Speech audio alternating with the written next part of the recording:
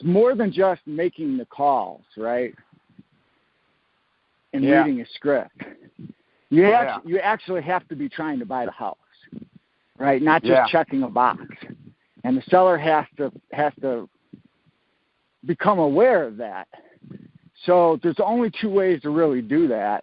One is you got to make sure that your knowledge of the system is super tight. You understand exactly what we're doing, what we're going for, what the perspective is based on various questions that can come up. And to do that, you got to get back to the studying, right? Or you just got to know it and know that you know it. There's literally nothing you could ask me in the Pretty House system that I am not keenly aware of. And it's not because I'm smart. It's because it's been repeated into my brain a million times. Okay. By listening to the course material. So you're going to have to be honest with yourself about how much do you really know about all this. Once you know it and understand it, it helps fuel the belief that you need to give sellers a good alternative. Once you know it and understand it and can see how this is valuable to a lot of people, it changes the tenor of your phone calls. Meaning, you go from reading a script and hoping and praying they say what you want them to say, to either reading a script or presenting the alternative in your own words, listening to their answer, and then adjusting what you're saying to help them understand what it is that you can do so that they can make a decision. And I guess what I'm saying is maybe I've told you to practice calling too much, but maybe there's something inside that needs to change a little bit, which has to do with, one, your understanding of the concepts, which maybe you do. I mean, in our conversations, you seem to get what's going on, but I don't understand why you run away from some of the objections. If you truly understand what's going on. Yeah. And two, there's sort of been an element of disbelief in your voice.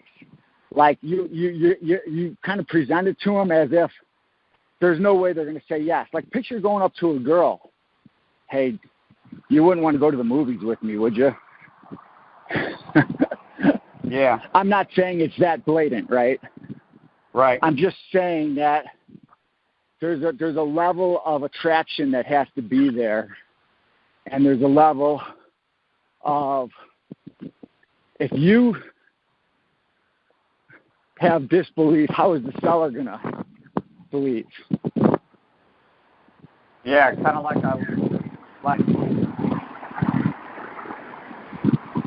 it's kind of like, yep. You know, putting this together and pulling it off. You're helping these sellers, okay? They want to sell the house. They're tired of dealing with it, and they're going to make one of two trade-offs, okay? Most people opt for the traditional trade-off, okay? Almost everybody opts for the traditional trade-off. It's conventional wisdom. I have a house worth $300,000.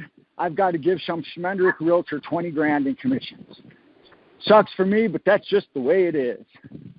Also, I've got to negotiate off the price because the buyer's not going to want to pay the list price. That doesn't happen.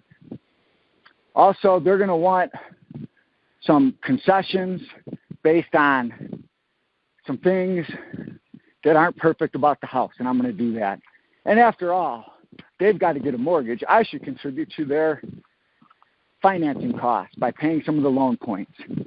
These are standard terms that are in a realtor contract that people accept every day for no other reason than the dumbass realtor told them to.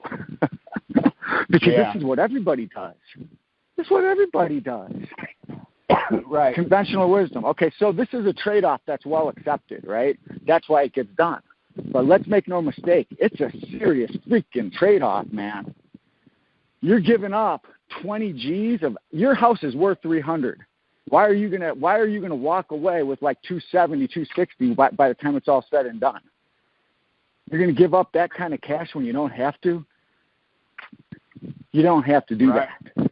Right. Okay, so here's the alternative. My alternative has a trade-off too, and you'll have to evaluate whether or not it's a good one.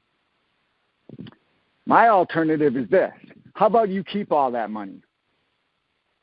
You don't necessarily keep it in cash immediately. You keep it in the house until I give it to you in cash. And while you're waiting for me to give it to you in cash, sort of like renting it from you for a period of time while your money sits in the house, just like it would sit in a bank. But when you get it all. So the only trade-off is really a psychological one. Because what the hell are you going to do with the money anyway? You're going to put it in a bank that earns 0 interest. Right. Okay. If you're going to put it into another house, fine. You're just going to perpetually lose money. Unless you get lucky with appreciation. You're going to perpetually be paying realtors' fees and closing fees and costs to have the privilege of owning a house where you could rent a house for the same amount of money you're paying monthly. That's probably twice as nice. And if you don't believe that, go look at $2 million houses and find out how much they rent for. About $5,000-$6,000 in most markets.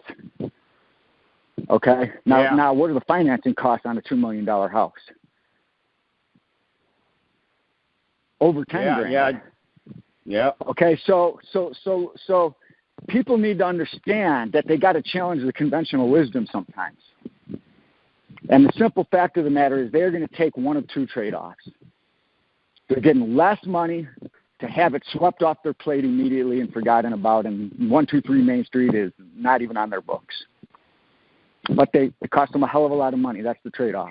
They've got to pay all the professionals who live off siphoning their equity that they've earned and their house has earned. Okay, that's trade-off number one. That's what most people do. Trade-off number two is, well, you get to keep all of your money, which you would think it would be what most people would want. You actually get a little bit more money because I'm paying you monthly. But psychologically, you have to live with the fact that the money is not liquid. It's sitting in the house for a while. I'll get it back out to you at some point in the future that is not known, but you're getting paid to wait. Or if it is known, then we agree on a term, and you get it then. But you end up getting a lot more money. So that trade-off is all your money, but you got to have a little bit of patience. So which one do you want to choose? If you choose the latter, I'm your buyer, and this is done next week. Right. No fix-ups, no repairs, no more people traipsing through your house. The BS is done. My problem now.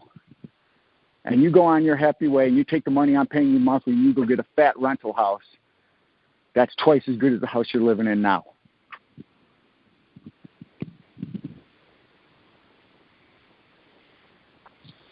That's the whole kit and caboodle right there. You want what's behind door number one, or do you want what's behind door number two? And if door number two is monthly payments for a period of time until we cash you out in full, you'll find me right behind that door, ready to buy, ready to close, and you can move on with your life. So you tell me you want door number one or door number two, and then carry on the conversation from there.